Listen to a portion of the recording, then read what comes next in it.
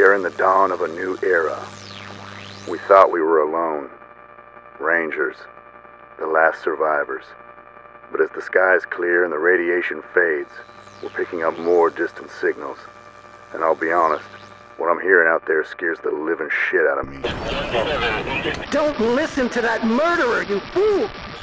Vargas may call himself a general now, but he and his rangers are still the same dog-killing savages they were 15 years ago. The Red Scorpions will protect you people. The Rangers are no good, lying Let our muzzle flash be the light in the darkness, brothers and sisters. Our shining blades are the beacon that leads sinners to salvation. Some call us murderers or lunatics, but we are an army. God's army. Put on earth to wipe the slate clean. Can I get an amen, brothers and sisters?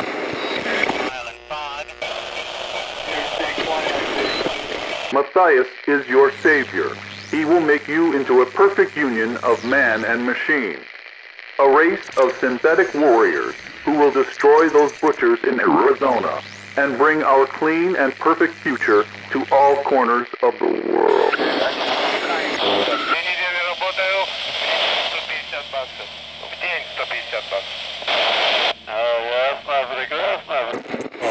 We must remain vigilant, Rangers. We must look to our borders and beyond, because the enemy is coming, whether we're ready for them or not.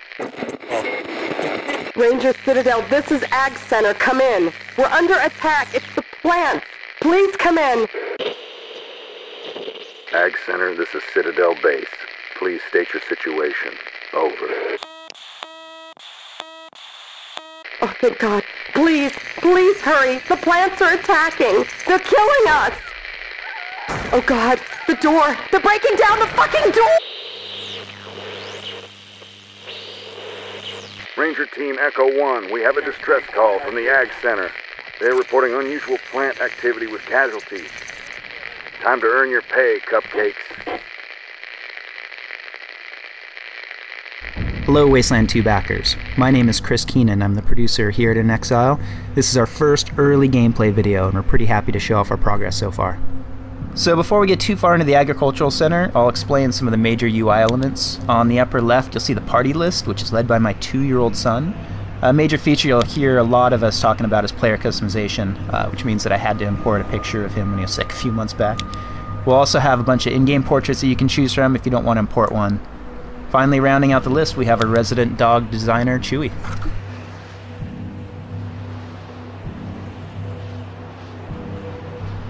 So early on, we promised customizable UI. You can drag each one of the modules around the screen to change its size or orientation by unlocking it. On the lower left, we have the action bar. You'll find a lot of the general gameplay buttons here, your equipped weapon, action point indicators, and combat. The middle is a skill bar.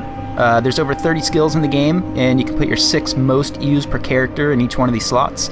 And this one is the text window, which we use very heavily to keep the same narrative feel of the original Wasteland. Definitely keep an eye on it throughout the demo.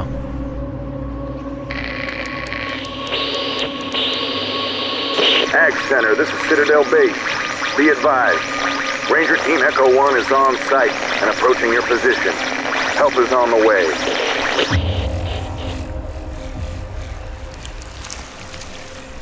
Now we're coming across some enemies for combat. By selecting the icon for perception, you can do a skill check on the enemies and have a possibility of seeing some additional enemy information as well as their perception cone. So if you cross paths with that perception cone with any of the Rangers, it starts combat. Right now we're going to spread out the Rangers, get ready for the first encounter, and here it goes.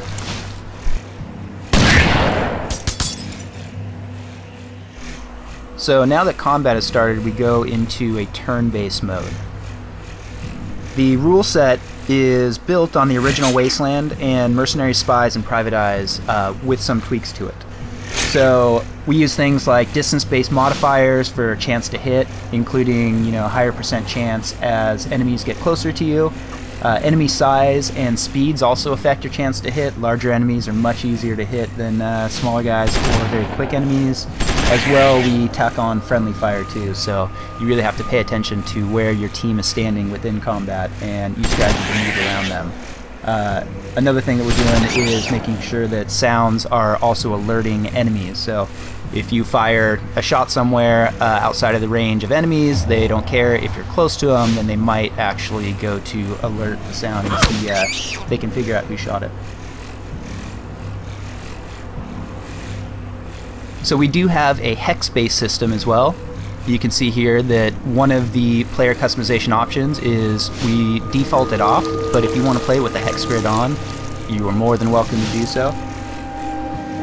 How you spec your attributes during character creation changes each one of these characters pretty drastically. Our backers helped us come up with the classic system, which is coordination, luck, awareness, strength, speed, intelligence, and charisma.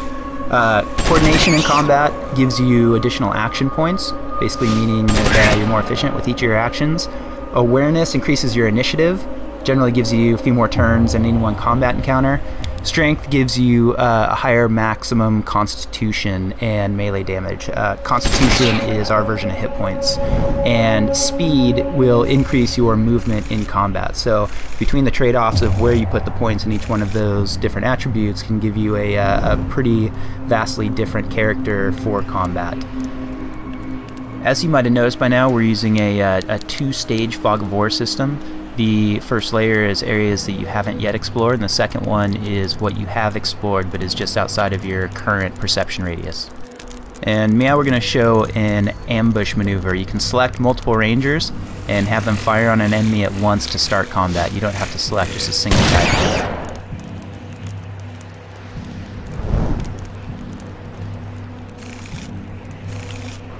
We're coming up on our first locked door, which is going to show off some of the skill usage. So I can go down and select lockpick with Chewy and try and use it on the door. You'll see that it said it was a medium skill difficulty. Takes a little while for the skill bar to go up, and he failed. So in character creation, he wasn't necessarily spec'd with a very high lockpick skill. I can try somebody else, like Natasha, who does have a high lockpick skill.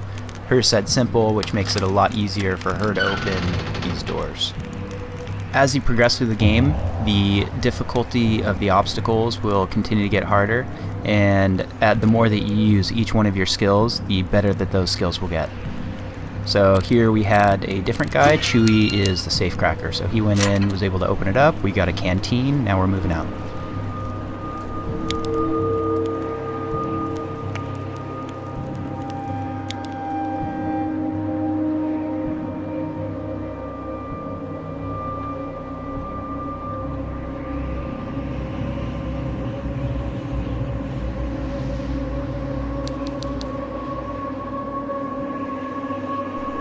So I told you earlier to keep an eye on the description text window, and one reason for that is that a lot of times we will give you clues as you go through the game for things that you can do within the world.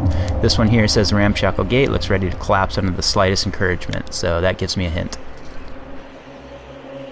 Now I can select brute force with Natasha, have her use it on the gate. Success, and now we made it through. We'll grab the ranger team, move them through the giant vegetables. It looks like they spotted an enemy up north. And we'll use perception on him to see what he can see.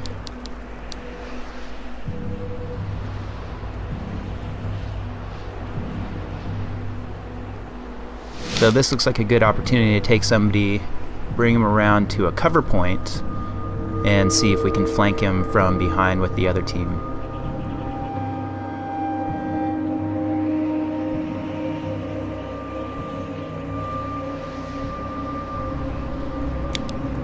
So we're going to take MCA, put him into cover, and have him take a quick shot at the wrecking crew.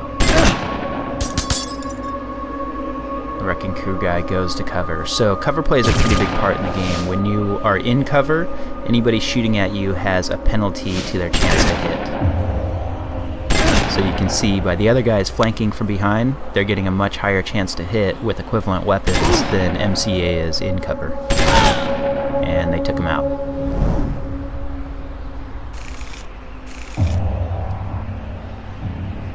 We'll get the team back together, move on towards the huge central building, which is the entrance to the agricultural center. So anytime you see that bubble icon, that's going to enter you into a dialogue. And this is the first dialogue window that we have popping up.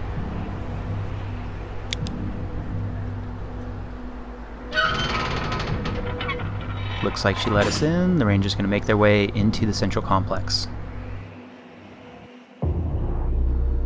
After we enter our fake level load, because we haven't implemented it yet, we end up in our first interior. Now the Rangers are introduced to Kathy Lawson. Both Kathy Lawson and Matt Forrestal were some of our first $1,000 backers. In fact, Matt was the very first one that we had. This also gives a good glimpse of the keyword system that we're using. So on the left-hand side, you have your local keywords, and those are ones that Kathy specifically cares about. As you go through the conversation, you will branch into different keywords, or you might close off some other ones, and the ones that you keep will go into the regional keyword section. Also big keywords like missions or anything that is a large item within the world will show up in the regional keyword section.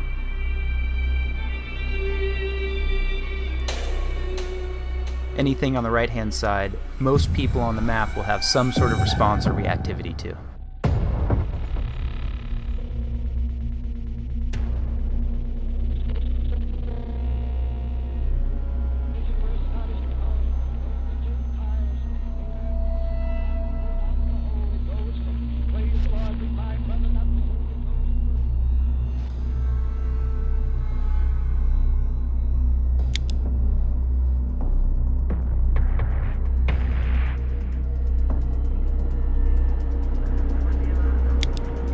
Kathy here is essentially giving the Rangers their first mission to do inside the agricultural center.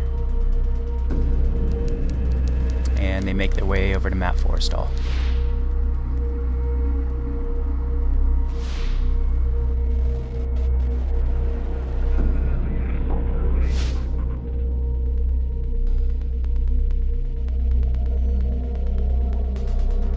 One big advantage we have with this game is that we've already said we're not going to do a ton of voiceover work on it. So being that it's text-based, we can do pass after pass of reactivity going through there. So we can make sure that people are responding to specific items that you're wearing, to, you know, male or female in the party, to your charisma level, your strength level, all kinds of different variables. As well, we said that we were going to have the ability to type in specific keywords that aren't shown in either of the lists on the side. So here you saw him talk about Vargas. Anybody that played the original game remembers Snake Vargas, and sure enough, he has a line to say about that.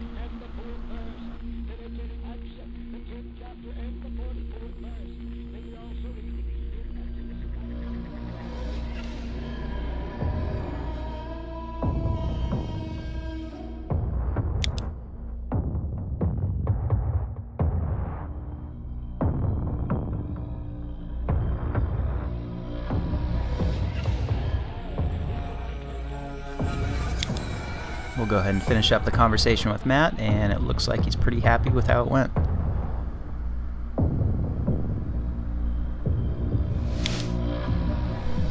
So tying back into the narrative approach that we're taking, we want to make sure that most of the items in the world had some sort of description to them that gave you more information about the world.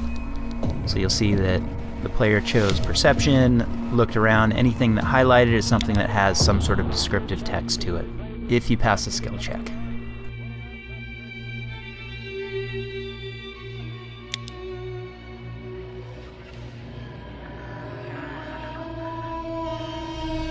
Some of the descriptive text you come across are put in there pretty much just to entertain us.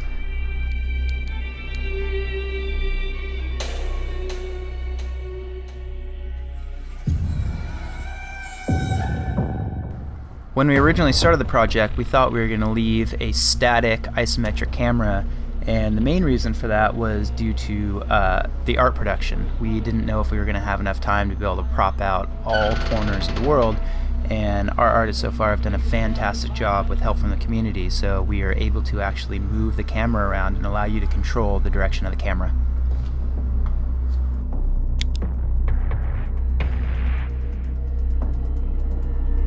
One of the things that we loved about the original Wasteland was that there was more than one way to solve the same obstacle.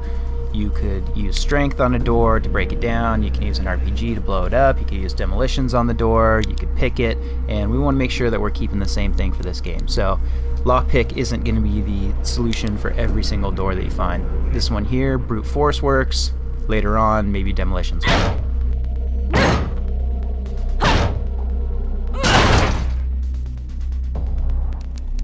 Now that we've broken into the door, we can get some loot. Looks like we're going to pick up an AK-97 and some ammunition.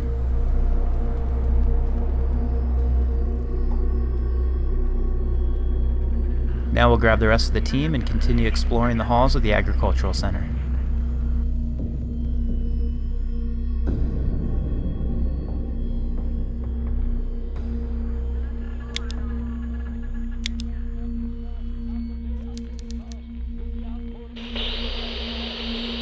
Ranger Team Echo 1, this is Citadel Base. Received word from Maxwell, all that you were on site and en route to irrigation shutoff. Please confirm. Over.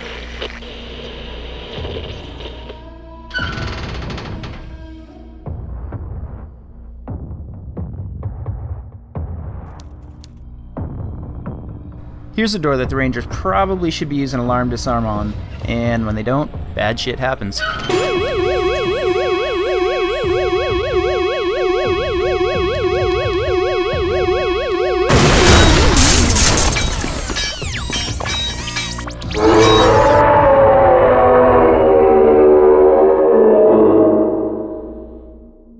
First off, I want to apologize to everybody for having to sit there and listen to me for the last 15 minutes. And second, everybody in Exile wants to thank each and every one of you that helped pledge for the game. We really hope that you're happy with where your money's gone. Team could not be more excited to be making this game. I think we're on a pretty good track, and we hope you think so too. Thanks for watching.